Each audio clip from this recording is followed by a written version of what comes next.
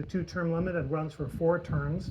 And the goal is, it says explicitly, no person shall be elected to the office of the president more than twice. That seems as clear as it could be. Now, as President Trump said, there is this workaround. He called it too cute, but the literal text would allow the president to run as someone else's vice president to get elected, then have the president who was elected be resigned, and then he could take the office by succession rather than election. He ruled it out there and said it was too cute, but the text would allow that. Short of that cute workaround, it's very hard to see how you could get around that textual limit, so we might find ourselves in exactly the situation that Hamilton and Jefferson feared, with a president extending his term and unconstitutionally refusing to leave office. Yeah, and I've covered Trump for 10 years now, and I do think it's important to say, you know, one, I don't think he wants to be written off as a lame duck president, which his aides fear obviously he will at some point in this term. And two, there is a notion and a history of his of saying something as a joke, and then it kind of takes on new meaning for him the more that he says it. I mean, we saw this. People told us he would leave office in 2020 and that he wouldn't say that the election was stolen after a certain period, and obviously he still says that to this day. But on your book on presidential power, that's a really interesting look at it. You write about the two philosophies that Hamilton and Jefferson have as these threads that have kind of framed the last 249 years of our American democracy. And I wonder what you think they would make of the constitutional pressures that the country does see in Well, it's really remarkable how prescient Jefferson was. He literally, when he gets a copy of the Constitution, says, I'm worried that a future president might lose an election by a few votes, cry foul, and refuse to leave office. So they were exactly afraid of this. All previous republics had fallen because they'd succumbed to demagogues like Julius Caesar. The founders are not sure that the system will work. They think what it requires is two things: the separation of powers. They think that Congress has got to do its job and check the president and stop him from being an elected dictator. And they really care about the virtue of the people, and they think that people have to defend liberty and also listen to differing points of view so they don't get totally polarized. At the end of his life, Jefferson places a bust of Hamilton across from his own. You can still see it at Monticello. He viewed Hamilton not as a hated opponent to be destroyed, but a respected, debating partner to be engaged with. And we've got to get back to that spirit, or else the founders rightly feared that we may lose the republic.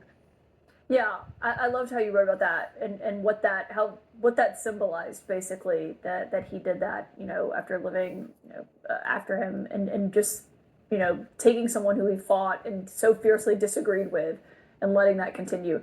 Jeffrey Rosen, congrats on the book, and thank you for joining me tonight. It's great to have you. Thank you so much.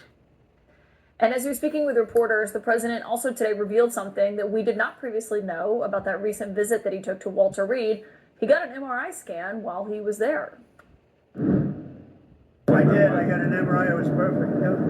I mean, I gave you the full results. We had an MRI, and in the machine, the whole thing, and it was perfect. Yeah. Did you say one in particular? You could ask the doctors. In fact, we have doctors traveling with us, but I think they gave you a very conclusive. Nobody has ever given you reports like I gave you. And if I didn't think it was going to be good, either I would let you know negatively, I wouldn't run, I'd do something. But the doctor said some of the best reports for the age, some of the best reports they've ever seen.